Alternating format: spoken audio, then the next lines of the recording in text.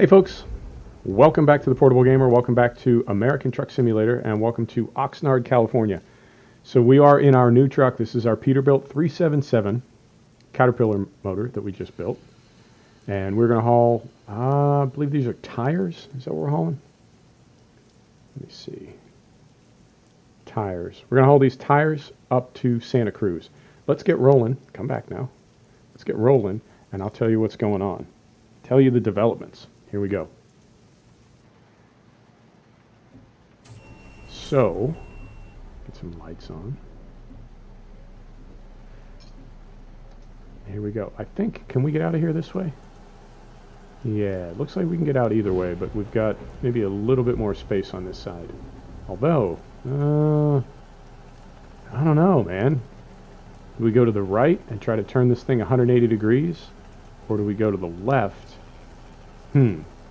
Well, I guess we'll find out in a minute. So, I'm going to hit this fence. We are not going to hit this fence. We're going to hit the intermodal. We are not. Don't hit those. Beautiful. So, here's what's going on. We were, as you recall, in our last episode, we got the heavy cargo delivered to Fresno. And that was, what, 3 or 4? We were supposed to deliver 5 heavy cargoes in a row. And if we did that, we would get a steam achievement.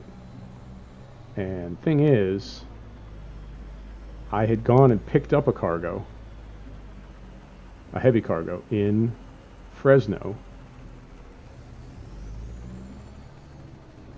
Moment, concentrating.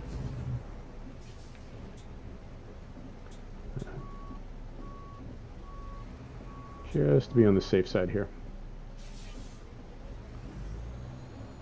Now, be careful not to clip the other side. And I think we're going to be okay. So I had gone and picked up a cargo, a heavy cargo in Fresno, and that would be either 4 or 5 or 5 of 5 for that mission that we were working on. I call it a mission, steam achievement. But then something happened. The game patched, and that bumped us back to Phoenix and took that cargo off. Now, it said 5 consecutive, but I never know the way this game works when it resets. It says that it resets you like with no penalty. When there's a game patch, it resets you to your home garage. And it says that it does it with no like effect on your game. But I don't know. And so we would have needed to go back to Fresno. We would have had to teleport back to Fresno and then pick up another heavy cargo. And we've hauled a lot of heavy cargoes. Because just the trip to Fresno, no, I'm sorry, to LA, was it? I want to say like the past 4 or 5 episodes have been heavy cargo. And I guess I decided that's kind of enough heavy cargo. Let's do something different. And the reason that we got bumped back to Phoenix was because there was a patch, and that patch puts back in the coast highway. In fact, while I'm thinking about it, before I forget, let me just confirm that we are, we're not, that we are going up the coast highway. Now we are. So if you don't know the story, there was a landslide in real life. There was a landslide near Big Sur, California that took out part of the coast highway. And it was closed for like a year and a half. Well, when this game first came out a couple years ago, the coast highway was there and you could drive all the way through. But then if you recall, it even happened in one of our videos many episodes back. Tried to drive up the coast highway and it wouldn't let the route get planned. It wouldn't let you select the coast highway for a route. And I looked and there was a gap in the middle, and I remember being, I wasn't mad about it or anything, but I was like, what's going on here? The road's broken. And I remembered it being open before, and I couldn't figure out what was going on. And then I did find the thread that said SCS actually took part of the highway out in the game when it closed in real life, which I thought was very cool. Well, it reopened recently. Is this right? Yeah, this is right. It reopened recently, and to sort of celebrate that, SCS actually had a kind of a mission thing going on where you could hauled dirt and supplies up there to get the road rebuilt. Something, I don't know. But it's open now, so that was the patch. The game will let you drive up the coast highway again. So I thought, next best thing, and we do want to keep heading up that way because we're going to be trying to get ready for the Oregon DLC. So that's why we're in Oxnard. We had to teleport somewhere. We weren't going to start from Phoenix again. So that's why we're in Oxnard. And we are going to drive up the coast highway to celebrate the highway being open again. And I haven't been up it yet, so I really want to see if I can spot where the repair is. So we'll see. And we're in our 377. I like it. I feel like, there's no truck that's, I don't want to say perfect. Of course there's no truck that's perfect, but one thing that's jumping out at me right away is the cable on the microphone on the CB doesn't move. And in our 567 that we were just in, it does. It's got the physics, whatever, so it kind of flops back and forth. And it's one of those things like can't unsee it, and it's not a big deal, but now I can't unsee it. So other than that, I mean, it's a good truck, plenty of power. I feel like the physics are good on it as far as like turning circle, and it's a I don't want to say an easy truck to drive, but it's not a hard truck to drive. There are some trucks that really kind of fight you, and they just seem off. This one seems really good, so I'm pleased with it. And plenty of power. We're running a Caterpillar motor, and that's not something we typically do. Normally I run Cummins, and I think we've got a Detroit diesel in one of our trucks, but we don't run a lot of Caterpillar motors, so that's different, that's new. But yeah, super pleased with this truck, and we'll keep it, but it's not perfect, so it goes. And I'm really looking forward to the Oregon DLC, and I'm also looking forward to what comes with it. And I got my fingers crossed that it's special transport, which is funny because, and I don't know if anybody else is like this about Truck Sim, but like it was a big deal when special transport came for ETS, and of course I think I've done all of them now, all the various cargoes for special transport.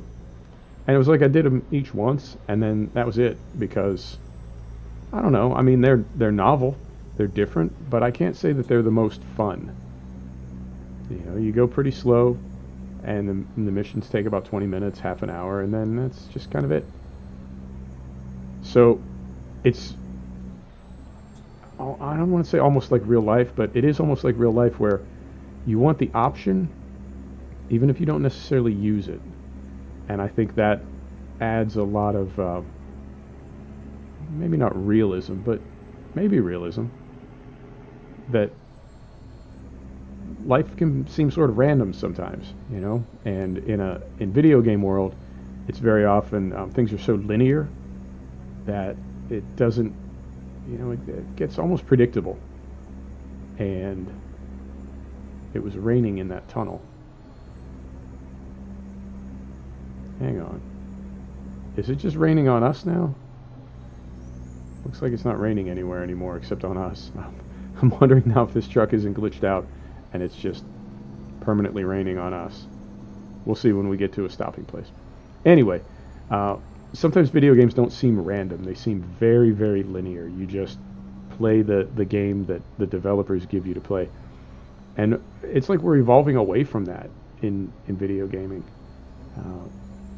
I'm watching a guy named The Rad Brad play Far Cry 5, which is from a while back. It's from a few months ago. But it's great gameplay. I don't play games like that, but I watch other people play them.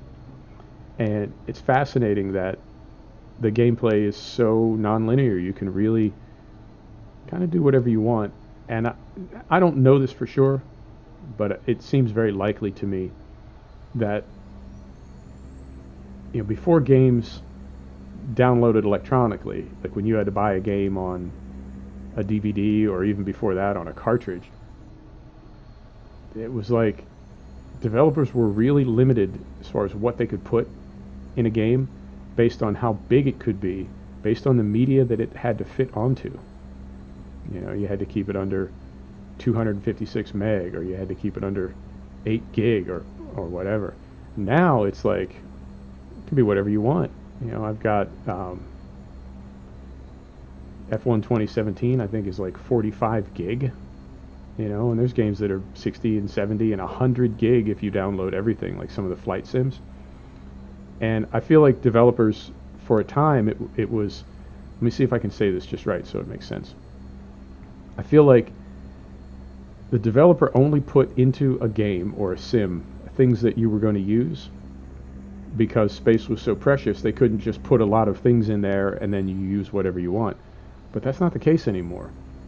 So you can build a game where you have, let's say something like Far Cry 5. You know, you can put 100 guns in it, or 200 guns, and it could be that the player only really likes 1 or 2 of them, and that's the one that you pick. Whereas back in the day, it was like, you know, you get the gun we give you, or you get the car we give you. And now it's like in this, like in Euro Truck. I'm not a Kenworth fan, so I drive all Peterbilt, and that's fine. And those Kenworth are essentially just, I don't want to say wasted space, I don't know if that makes sense, but I'm not using them. They just, you know, they're just there. So it's non-linear. You can do whatever you want, and to me, that's sort of like real life. Or we could totally switch it up and start driving Kenworth exclusively. So for something like the special transport in Euro Truck, which is where I was headed with that, you know, I wanted to try them, and I like having them in there, but I don't feel a need to drive them all the time. So I guess what I'm saying is I'm really looking forward to seeing special transport in American Truck Sim, mostly because I'm curious what kind of cargoes it will be.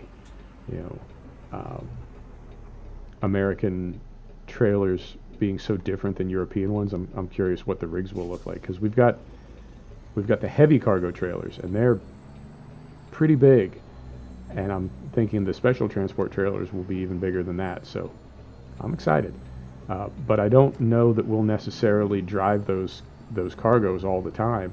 I just really want them there, sort of to have, if that makes sense. Like, we have the option of taking one if we want to. So we'll see. No traffic. Get out here on the coast highway.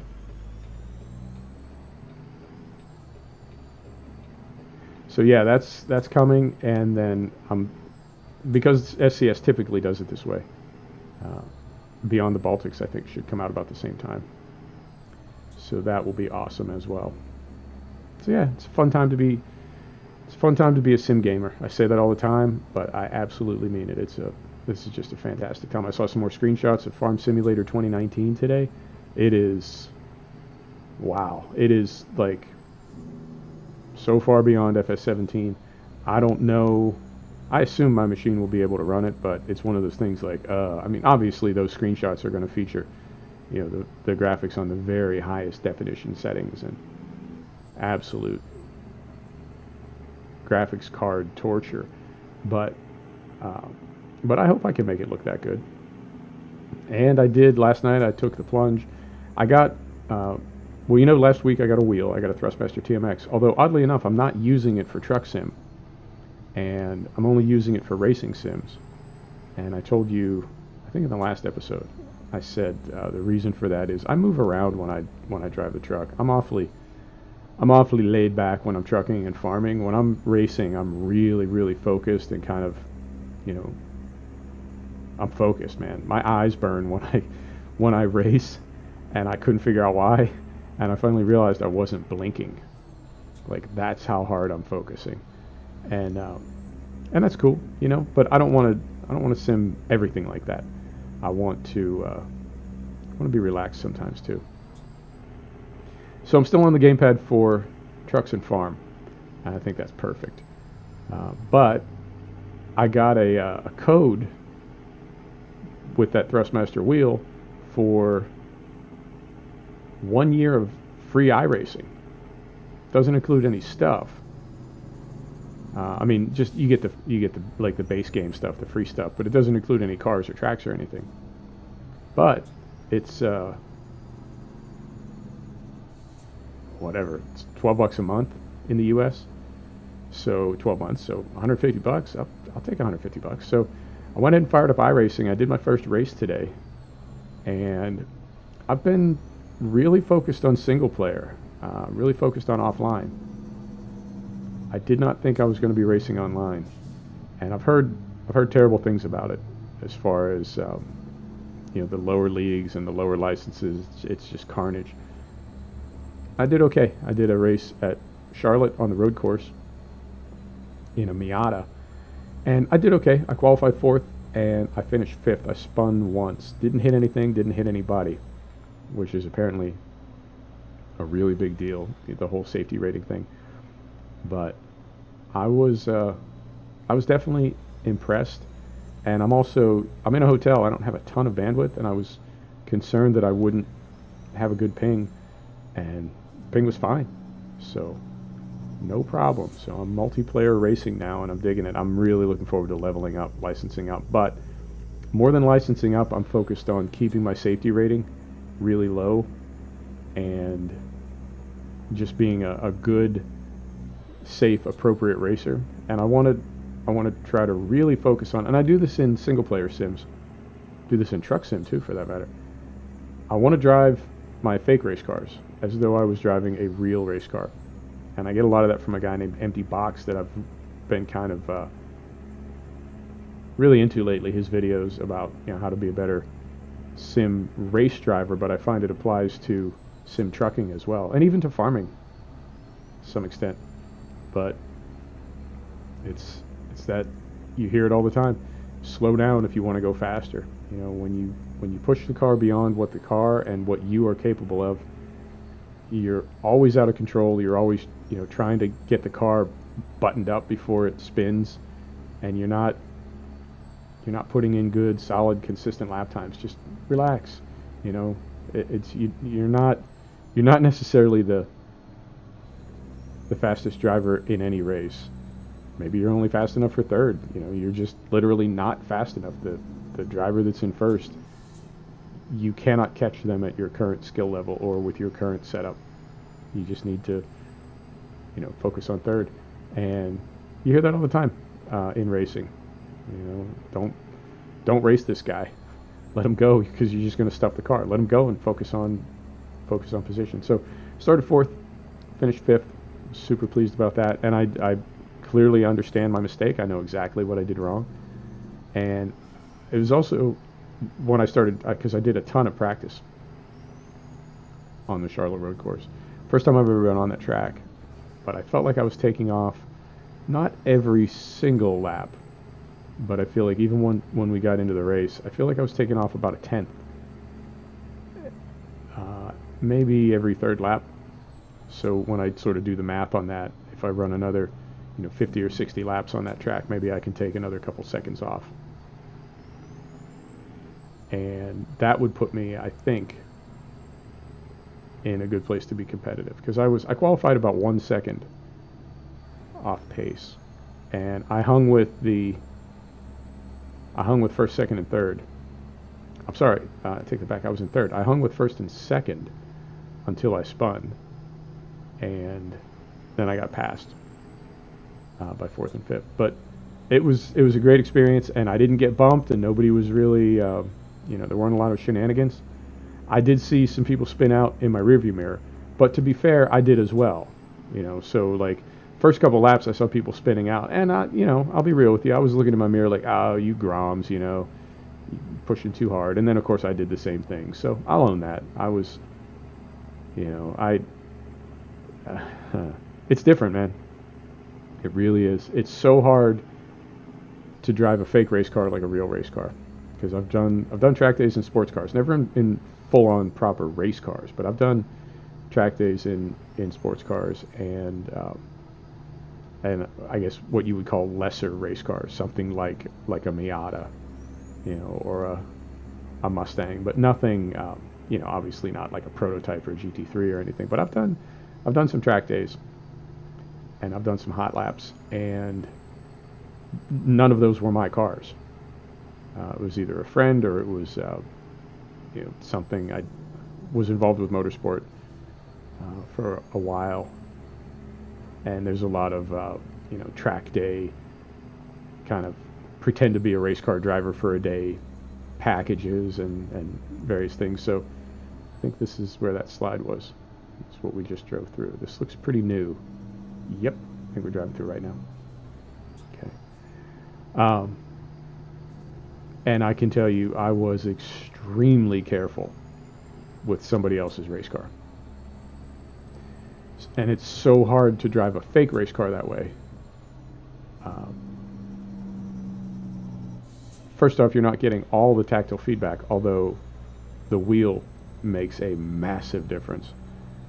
I really don't think I would be able to be driving as well as I am if I was still on the gamepad. And I hung in there for a long time because I'm on the road, I'm the portable gamer, and I really didn't want to commit to a wheel. But I did, and I'm glad that I did. It's made me a much better driver. And I still have ways to go. I mean, I look at videos from when I first started posting, and it's funny. Initially, this was just going to be farms and trucking, and I started posting some race vids, and I had been sort of away from racing simulation for a long time, and I know how to drive a fake race car, but I've never driven as consistently and as seriously as I have, because for me, racing simulation was like Gran Turismo and Forza. And once you get into Assetto Corsa and R Factor, and now iRacing, once you get into those, you realize that Gran Turismo and Forza are just arcade games, and they're really, really cool arcade games. But it's like saying, GTA 5 is a racing simulator, or the Crew is a racing simulator. No, it's got a thing where you drive a car, but it's not a simulator. It's just an arcade game.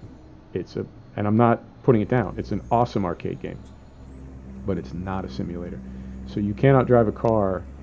And even Project Cars, which I thought was, a sim, it barely is. You'll hear people grudgingly say, all right, Project Cars, we will let you be considered as a race sim, but it's really just like Assetto Corsa, R Factor, iRacing, Race Room, and what's the other one? Automobilista? Yeah. So, So coming from Gran Turismo and Forza, I feel like I knew how to drive an arcade race car that sort of felt maybe kind of sort of real, but certainly not the level of realism that you get in those proper race sims.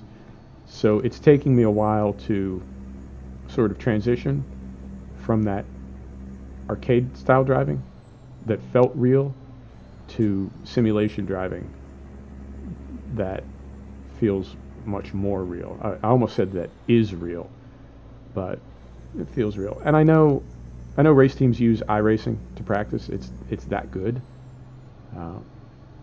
So that counts for something, but it's still you can't say it is real because it's not. It's still a simulation. So it's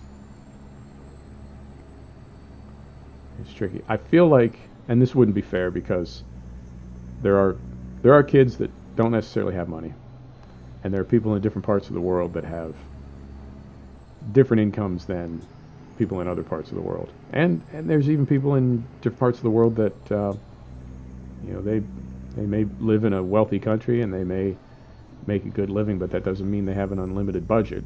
If you're smart with your money, if you're disciplined, you don't just blow money on anything, even if it's relatively small amounts. But I think if they really wanted people to drive as well as they possibly could, you'd have to pay for your repairs.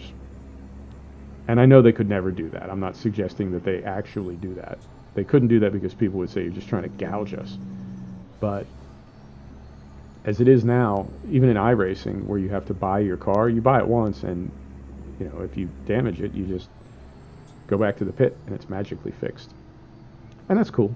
That's a system that works, and we're all familiar with it. But you hear what I'm saying. Like, if you wanted people to really take it easy, and really work their way up to the best line and the fastest they could get through that corner, there would be a legitimate penalty for damage, or even it's a way you could do it without seeming like you were gouging people for money. You could just have a delay. If you damage your car in practice for a race, depending on how badly you damage it, it may or may not be able to be repaired in time for that race. And that's just to have that little bit of extra, not anxiety, but you know what I mean. Just that little voice in your ear when you're turning hot laps. Same as I had that voice in my ear when I was turning hot laps. Like, man, this is not your car.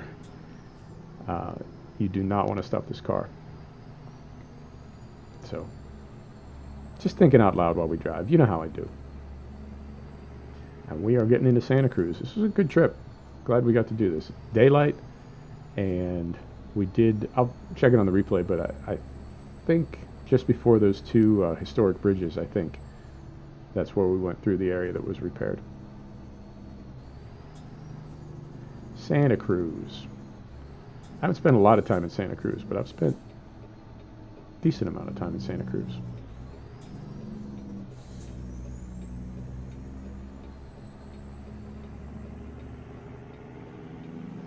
This truck has a really nice sound. I don't know how loud this is on the mix, but this truck has a nice sound.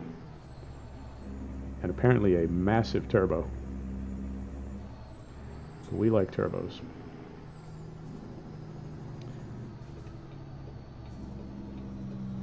This is what's known in the industry as a stale green.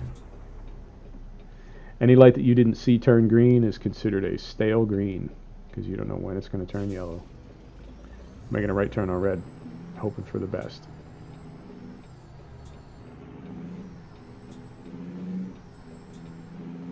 Now, we did take the long trailer, and we've had a good episode.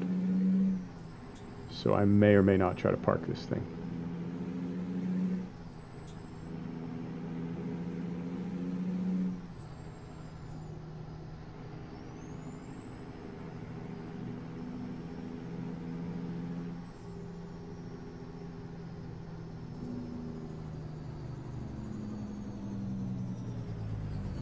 Whoa. Brakes are a little... I'll have to check my settings. I don't know if that's unique to this truck, if this has sort of soft brakes.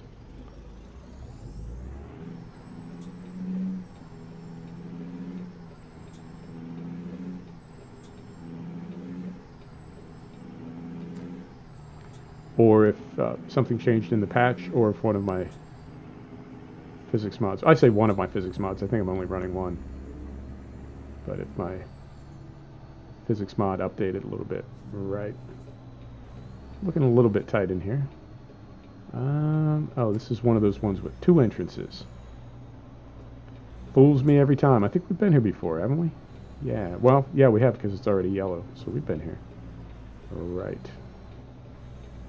Swinging wide. Swinging wide.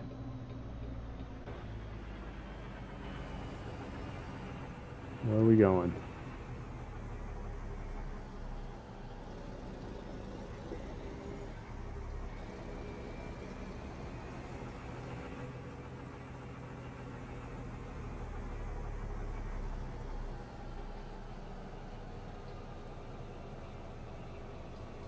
And that is a long trailer. Right. Sorry about the beeping. Here we go. What do you think of this truck? I don't hate it. I could do without those 70s headlights, but I like the look of it. It's very utilitarian, and I also like that the headache rack, I'll show you before we unhook, the headache rack actually has functioning air lines. I know when the air hoses first came into the game, there were a lot of headache racks that they're just cosmetic and they don't really do anything. And some of them don't even have collision because there's nothing to hit them. And if there is anything to hit them, it's just going to be the front of the truck. I'm sorry, the front of the box, like clipping through the headache rack. So it's almost better that they don't have collision. Did I miss it? No. You're going to give it to me.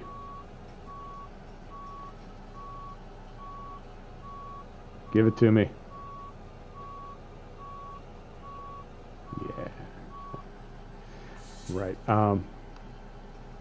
But these are, you can see, give it right there. You can see that these are functioning airlines coming out of the headache rack. So that's a cool feature. This looks like a very utilitarian truck to me. In fact, let's turn this off, and maybe we'll make this our screenshot.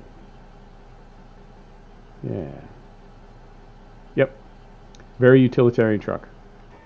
I like it. Let's see how we did.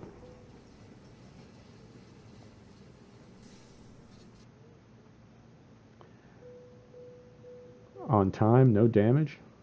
15 grand. Yeah, we're getting up there, level 28. It's a long time. A lot of XP to level up.